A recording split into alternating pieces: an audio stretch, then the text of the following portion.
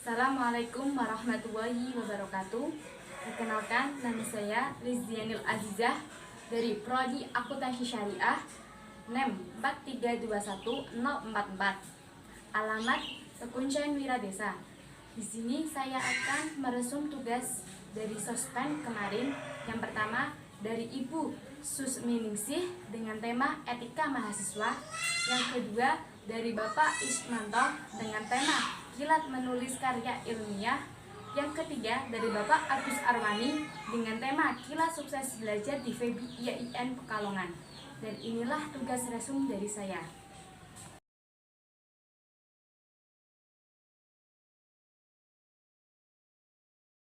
Visi program studi akuntansi syariah terwujudnya program studi akuntansi syariah sebagai program studi terkemuka dan kompetitif di tingkat global dan perkembangan termosiasi ilmu dan agama solid, cerdas, dan unggul dan moderat. Misi 1. Menyelenggarakan pendidikan untuk menghasilkan lulusan yang solid dan cerdas, unggul, dan moderat. 2. Mengembangkan harmonisasi ilmu dan agama melalui penelitian dan komunikasi ilmiah untuk pembangunan nasional. 3. Berperan aktif dalam pemberdayaan masyarakat melalui pemuatan moderasi agama. 4. Meningkatkan produktivitas dan daya sains program studi tingkat global. 5. Menyelenggarakan tata kelola secara profesional, transparan, petuk tabel, adil, dan tanggung jawab. Akuntansi Syariah merupakan jurusan yang berdiri tahun 2017 di bawah naungan Fakultas Ekonomi dan Bisnis Islam IAIN Pekalongan. Lulusan akuntansi syariah dengan gelar SAK dapat menjadi akademisi, penelitian, konsultan, praktisi akuntansi yang kompeten, terampil, dan mampu menginterpretasikan ilmu-ilmu syariah, serta dapat menjadi entrepreneur yang kreatif dan inovatif.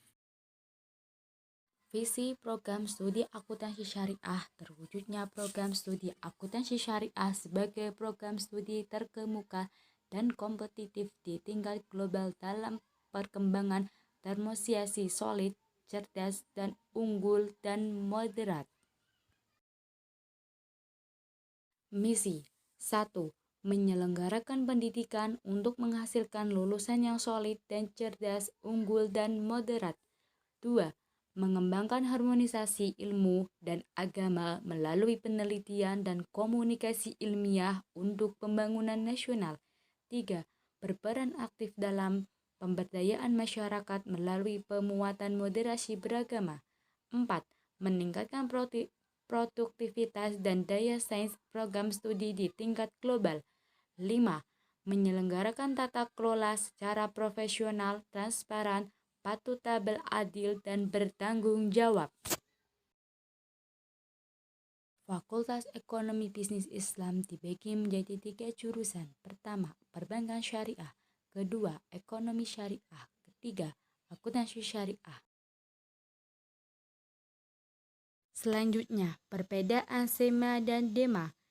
SEMA atau Senat Mahasiswa memiliki 4 fungsi, yakni fungsi legislatif, pengawasan, aspirasi, dan advokasi yang beranggota 7 orang. Selanjutnya, DEMA atau Dewan Eksekutif Mahasiswa sebagai pemimpin di atas himpunan mahasiswa jurusan dan biasanya beranggota kurang lebih dari 35 anggota. Prodi akuntansi syariah adalah prodi yang baru, tapi banyak keunggulan keilmuan di bidang akuntansi, keuangan, dan bidang sistem keadilan keuangan. Jurusan akuntansi syariah memiliki 3 peminatan. 1. Akuntansi keuangan, akuntansi sektor, dan audit.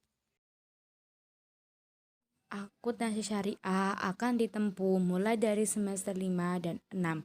Lulusan akuntansi syariah dengan gelar S1 dapat menjadi akademisi teliti, konsultan, praktisi akuntansi yang terampil dan mampu mendeklarasikan ilmu-ilmu syariah serta menjadi terpendam muslim yang kreatif dan inovatif. Tulis itu menyajikan sebuah informasi kebenaran, maka mencari kebenarannya.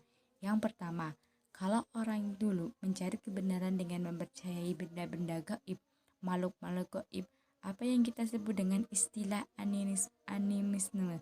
Dari sana orang bisa memperolehnya namanya kebenaran.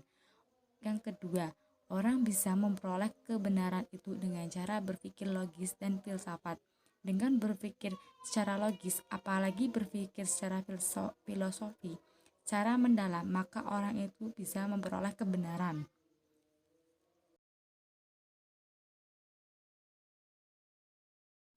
Yang ketiga, cara orang lain bisa memperoleh kebenaran itu bisa bersumber dari agama beserta kitab suci. 4. Orang bisa memperoleh kebenaran dengan cara trial atau kita sebut dengan uji coba. Kelima, bersumber dari tokoh berkualitas, misalnya kiai atau pemimpin dukun. Kalau ada saudara yang konsultasi dengan kesehatan, mungkin ada orang yang mengobatkan penyakitnya ke dukun. Cara menemukan ide menulis. 1. Perkantoran, pasar bisnis, kegiatan keagamaan, dan lain-lain. 2. Membaca berbagai media, koran, artikel, buku, laporan penelitian akan menemukan kesalahan pada laporan nanti bisa memunculkan ide menulis.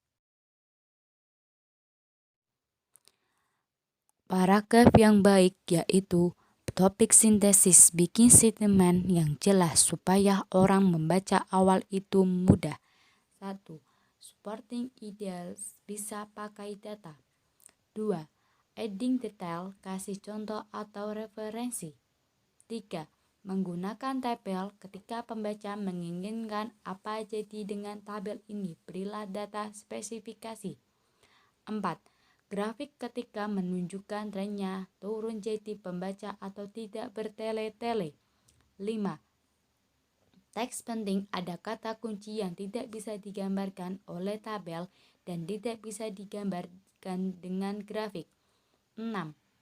Yang terakhir itu disimpulkan dari paragraf itu. Kenapa kita kuliah? Karena untuk investasi masa depan, supaya kita bisa ke knowledge, skill, tekniku, attitude, dan experience. Perbedaan kuliah dengan sekolah. Yang pertama, tanggung jawab lebih. Kedua, jumlah ujian lebih sedikit. Ketiga, nilai lebih tegas. Keempat, kecepatan mengajar lebih tinggi. Kelima, tugas tidak selalu diperiksa. Berikut adalah cara-cara belajar. Yang pertama, strategi visual. Kedua, strategi belajar auditori. Ketiga, strategi belajar kinestik. Keempat, strategi belajar berkelompok. Kelima, strategi belajar mandiri. Yang pertama, strategi belajar visual. Menggunakan gambar, peta atau grafik. Beri warna dan gambar pada catatan. Visualisasikan materi dalam benak. Pahami materi lewat bacaan atau gambar. Yang kedua, strategi belajar auditori. yaitu dengan baik-baik penjelasan dosen di kelas. Gunakan nada lagu untuk mengingatnya, terangkan secara lisan suatu pelajaran pada teman. Yang ketiga yaitu strategi belajar kinestik, seperti libatkan sebanyak mungkin anggota tubuh, perbanyak latihan soal. Sesuai belajar, coba tuliskan poin-poin penting. Yang keempat yaitu strategi belajar berkelompok. Yang pertama, pilih teman belajar yang cocok. Saling bandingkan catatan. Tanya jalan pengerjaan, bukan sekedar jawaban. Rutin belajar bersama. Yang kelima yaitu strategi belajar mandiri. Pertama, perbanyak literatur dan latihan soal yang digunakan. Kedua, pilih tempat belajar yang tenang. Ketiga, setelah memahami materi, cobalah berdiskusi dengan orang lain. Strategi menyimak aktif. Jaga kontak mati, aktif di kelas, fokus, seleksi dalam mencatat, singkirkan kebiasaan yang kurang baik. Teknik mengingat. 1. Grouping. 2. Gunakan irama. 3. Ilustrasi. 4. Gunakan singkatan kata kunci. Adapun cara strategi menghadapi ujian. Pertama, sedia cukup waktu belajar. Kedua, tahu spesifikasi ujian. 3. Belajar kelompok. 4. Siapkan hal-hal yang lain. Adapun setelah ujian, kita harus periksa penjumlahan nilai, periksa tiap pengurangan nilai dan alasannya, simpan kertas ujian, nilai di perbatasan biasanya terbantu dengan nilai tugas, absen, dan kreativitas. Adapun cara kita memahami materi. Yang pertama, pahami deskripsi tugas. Kedua, cek siapa calon pembaca. Ketiga, berkarya referensi. Adapun cara untuk menulis draft dari awal. Pertama, brainstorming. Kedua, mulai dari mana saja. Ketiga, jangan dulu mengkritik diri. Keempat, biarkan mengalir. Kelima, jangan ikut mengubah outline. Keenam, gunakan gaya sendiri. Ketujuh, lupakan draft. Selanjutnya, adapun seni presentasi. Yang pertama, kuasai materi. Kedua, public speaking.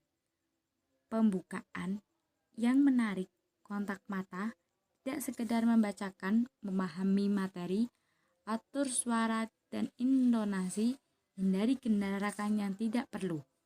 Ketiga, penyajian materi, gunakanlah ilustrasi dan animasi. Tampilkan inti saja, buat semudah mungkin untuk dimengerti. Cara mengerjakan soal. 1. Perkiraan kemacetan. Kerjakan yang mudah dulu, ledakan tegas, tegang, jawab sesuai dengan pernyataan. Pesan dari Bapak Agus Arwani. Jadilah orang tangguh, efektif, dan produktif. Maka amankan ilmu mulai dari saat ini juga. Di Fakultas Ekonomi Bisnis IAIN Pekalongan ada 3 UKM. Yang pertama, UKM Dikres, UKM Kewirausahaan, dan UKM KSPPS. Dan di sini saya akan menjelaskan apa sih itu UKM Dikres. UKM Dikres adalah salah satu UKM di tingkat Fakultas FEB yang merupakan wadah bagi para mahasiswa untuk belajar tentang riset atau penelitian.